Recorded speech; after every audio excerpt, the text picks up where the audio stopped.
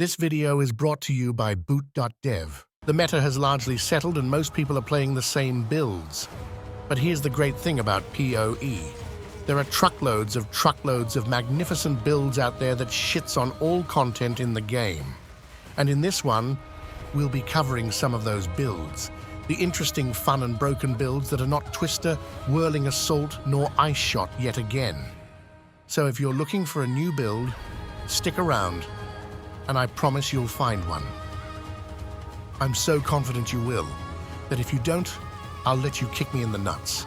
And first out is a build relying entirely around the new Kalguran gems, Redbreast's Grim Pillar and Skyfall setup. What's great about this build is not only that it can be used to boost your GPU to warm up your apartment, but it's also insanely budget viable, and you can play it on several ascendancies. Here, we're rocking the Blood Mage. Alright, so how does it work? Well, in 0.5 Leech got absolutely obliterated. So to sustain a cast on crit setup, you need to invest hundreds of divines into mana regen. Or do you? Nah, because Grim Pillars spends Runic Ward. The benefit of doing this is that it's easy to solve ward regeneration and cheaper, using just a few runes and remnants of Kalgur. The build then becomes largely a one-button setup, where you're spamming out your Grim Pillars and we're automating most of the rest. Because in our cock and in our cast on Elemental Ailment, we'll be using Skyfall. This will work similar to that of the old Comet builds, but as a Runic Ward setup instead. Because every time we spend our ward via Grim Pillars, we're generating glory. This glory can then be spent to cast Skyfall. And here's the great part about rocking a Blood Mage, you can easily cap out your crit chance. For maximum DPS, you could also go Oracle or Martial Artist for defense. Either way, you're using them to stack up your crit chance, and your cock will trigger like crazy. And also, since your Grim Pillars causes a lot of freeze buildup, we'll continuously trigger cast on Elemental Ailment as well, for additional Skyfall triggers. There are a lot of nuances in this build though, but if you want to play it, I can highly recommend reading his written guide in the description. And on the topic of the new Kalguran gems, here's yet another one incredibly cool build, utilizing the new Bitter Dead skill gem by InaxGG on a Gemling. While he's got pretty good gear going for him right now, this too is viable on a budget. Alright, so how the fuck does it work? Well, Bitter Dead consumes corpses to summon white balls that seek out nearby enemies. We don't want to consume them though, because if we do, we destroy the corpses and have a hard time summoning our balls. But here's where this lovely unique comes into play, Enazune's Charge Volatile Wand.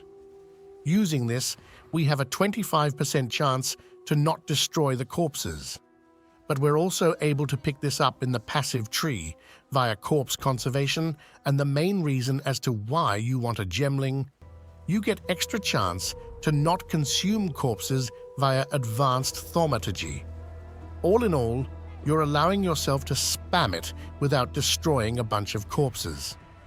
You just need to consume your minions when you enter a map, get some Bitter Deads up, and then you can just hold down the Bitter Dead button. To then scale our damage, we're rocking the Dark Defiler Rattling Scepter and Stacking Spirit. This is yet another budget item, allowing you to grab it easily. And why would we do this? Well, shit son, 6% gain as chaos per minion is pretty nuts. We are however stacking cold damage, freeze and cold penetration, so that's an issue. Not really. Just slap in the Embitter support gem and you transform it into cold damage, allowing you to easily double your damage with basically no investment. All in all, it's an incredibly fun build that's also great at nuking your GPU. Next up, we're ditching the caster setups and going for Ulf's and CCG's Zuma build. But first, a quick word from today's sponsor, boot.dev. I've been testing it myself because coding websites usually end up feeling either way too beginner, way too advanced, or just not particularly engaging. But I ended up liking this a lot more than I expected. The idea is basically learning coding by actually doing things instead of watching somebody else code for 10 hours and pretending you'll remember any of it. You start with Python and work through challenges, quests, XP, achievements, and gradually move into more practical things like Linux, backend, and automation. Honestly, this felt more like grinding a game than sitting through a course. And honestly, I even started learning some JavaScript for a paragaming website idea, which wasn't really something I planned on doing before this. There's also a built-in tutor called Boots that helps when you get stuck, and a free demo if you want to try it first. So, if you've ever thought coding seems interesting but couldn't be bothered sitting through normal courses, give the free demo a shot and see if it clicks. Just use my link in the description or QR code, and then if you decide to purchase, you'll get 25% off on your first year. That's one hell of a deal. Alright, now this is yet another build that's possible on a budget, and you can play it on pretty much any ascendancy. All the mandatory items costs only a few exalts, and we're using a lot of uniques, allowing us to save even more currency. For this particular setup, we're focusing on Martial Artist due to the superior defense, allowing us to get upwards of 60,000 effective HP. And how does this magnificent build work then? Well shit, we're rocking Boneshatter for movement. This functions as a movement skill, and it's insanely easy to scale its attack speed. So for our weapon sets, we will be going full-out attack speed to move as quickly as possible around the map, making it one of the fastest builds in the game. In the other weapon set, however, we're using Earthshatter. This deals crazy amounts of damage, being one of the highest scalable skills in the game. The main downside, its clearing, is Mesh. But all we need to do is combine it with Vestige of Darkness, allowing all of our physical damage to freeze. This allows us to keep triggering Herald of Ice, solving the AoE and making us unkillable. And if you pair this with Repulsion, then you can turn the build into an actual autobomber setup, allowing you to do something else when farming. Like watching paragaming videos, wink wink. Other than that, we're scaling our usual stats, where we're mainly stacking Energy Shield and Evasion for defense, a lot of attack speed for speed and damage. But there's nothing that's mandatory there either. The only thing you really need to get the build online is some good leech rolls for sustain along with a bit of spirit to utilize all of your skills, and you'll be up and running instantly. Can highly recommend this build if you want a fast, fun, tanky and cheap build that is excellent at farming all content. Next up, I want to showcase an absolute banger of a build. Aestes Mana and Culling Threshold stacking Shaman. I do want to preface this by saying this particular version is not a budget build at all. He's using the Runeseeker's Call, Mage Blood, and some other incredibly expensive items, probably spending a mirror on his build. But there are a gazillion builds you can make using mana stacking this league, and I promise you that if you go through this guy's POB, you'll find some tech that you can use for your own build, because this guy is definitely not a dummy like you folks. First thing is how he's solving mana. He's stacking as much mana as he can, using the Shaman bondage bonuses when socketing in runes. This is why the Runeseeker's Call is great, since you can slot in 6 runes and then double their value. Then once he's stacked upwards of 10,000 mana, he's stacking mana cost efficiency to reduce his costs, along with some mana regen. And now your mana is solved. But here's the cool part. He's actually using Archmage, so his skills cost shitload of mana regardless. And when you pair this with Mom, it's impossible to keep your mana up. So how does he solve it? Well, he's actually stacking damages taken from mana instead of life. You can get this modifier to 100%, allowing you to get the defensive aspect from Mom without the extra mana cost. And with 10,000 mana, you're effectively unkillable. This is something I'll be utilizing on my mana stacking builds from now on. Then when it comes to dealing damage, he's using Orb of Storms and Frost Wall to trigger cast on crit, where he's slotting in Comet as per usual. For traversing, though, he's using Lightning Warp, which is why you're seeing him permanently teleport. What's cool about this is you need to cull enemies to use it, but now you can stack a lot of culling threshold, allowing you to instantly cull all normal enemies, basically gaining a permanent teleport for free. Pretty cool.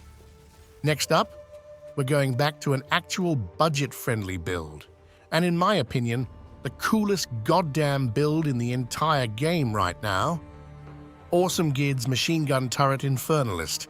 You can get this build online early, and he's got a great guide covering all the details of the build. Let's cover some of the basics though. Your damage dealer here is Bonestorm. This skill is alright, but quite clunky. So instead of actually casting it, we're using spell totems to utilize it instead. To have it deal some proper AoE, we're pairing it with Ricochet for chaining, and we can also use the new Snake Pit Ring for additional clear by allowing it to fork. And if it forks off enemies and then chains off terrain, then it can go back to hit the enemies again for double amounts of hits.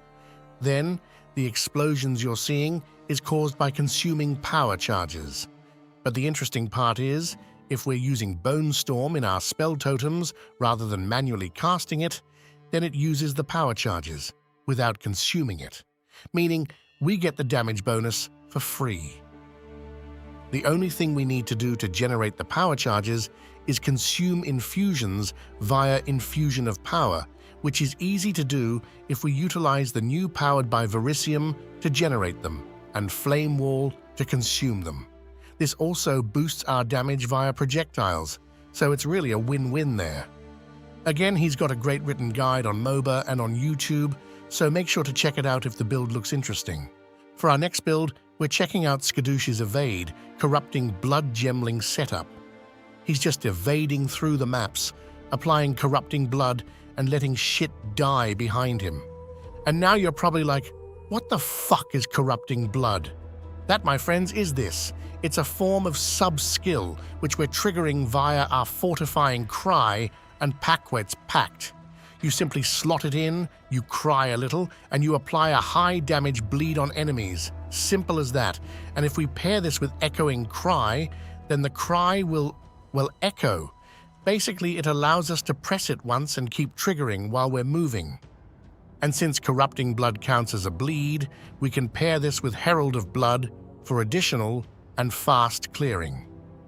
To get some proper movement, we're combining this with dodge roll speed and distance stacking via the Decree of Flight Boots and a dodge roll rune. Having these on, we not only get a free badass MTX, allowing us to float, but we're also just as fast as if we were sprinting, but without the penalty of getting stunned all the goddamn time. This is a clever tech that you can use in a lot of your builds. Next, we have a proper melee build, Halaka's Ice Crystal build. Now this is an insanely satisfying, easy to get online build that relies entirely on the ice crystals generates by Eventide Petals and Frost Wall. You're simply spawning truckloads of ice crystals, you break them, and you deal AoE damage. Both of these skills work wonders together because if you've noticed, they are both triggered via crits. Meaning, you scale shitloads of crit, you spawn shitloads of ice crystals for a bunch of damage. What's even better is we also have Hollow Resonance, which further scales via crit and triggers even more ice crystals. To trigger some proper chaining, we're also including Blasphemy. Why is that?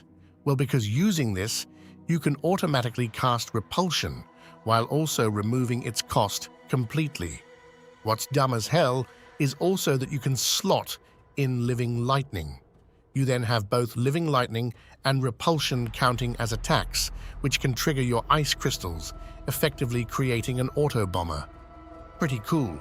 Now, while on the topic of ice crystals, let's check out another way to utilize them, and that is via Frost Darts on a Gemling, here on Manetha's Infinite Projectiles Frost Dart setup. This is yet another build that's fairly easy to get online, but it has fucking insane clearing capabilities and great single-target damage. Alright, so why Gemling and why Frost Darts? The answer to both of those questions, quality. Because stacking skill quality via advanced thaumaturgy, we're gaining additional forks on our Frost Darts, along with the extra projectiles we're already getting. If we then pair that with Ricochet, we're also allowing them to chain. And since I mentioned earlier, this allows our projectiles to fork, chain off terrain, and hit the enemies yet again for a lot of extra damage.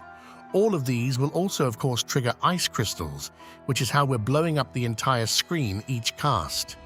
Since we're already stacking crit for the ice crystals via our amulet, we can make easy use of cast on crit, where we slot in Frost Dart as well. And suddenly, we have this monstrosity of a screen-wide clearing build, simple as that. For our last and final build of the day, we're checking out Ben Durry's strength stacking Cold Molten Blast Totems build. Now this is also a great build if you love to blow up your GPU. The core of the build is that Molten Blast is pretty cool, but casting it manually is deeply uncool because it's clunky as fuck. However, if we use our ancestral warrior totems, we not only remove the clunkiness, but we also fill our screens full with bullshit projectiles. Alright, so why Gemling? I think you can guess why. That's right, due to quality. Stacking quality, we're getting additional projectiles for our Molten Blast. And with a lot of extra projectiles comes a lot better clear, at the expense of FPS, of course. For defenses, he's doing something cool. He's converting nearly all of his damage into cold. This allows him to instantly freeze anything. And since the totems are hitting the entire screen, everything around him is instantly frozen. Pair that with strength stacking, which not only increases your damage via Crown of Eyes and Iron Grasp, but it also directly boosts your energy shield via a Heroic Tragedy Timeless Jewel. Alright folks, that's all I have for this video. A broad overview of some fantastic new builds this league. So make sure to check out the creators' actual guides so you don't fuck up their amazing builds before putting them together. And again, thanks to boot.dev for sponsoring this video. Make sure to use my link in the description if you're interested in programming. Alright, see you in the next one, my lovely donkeys.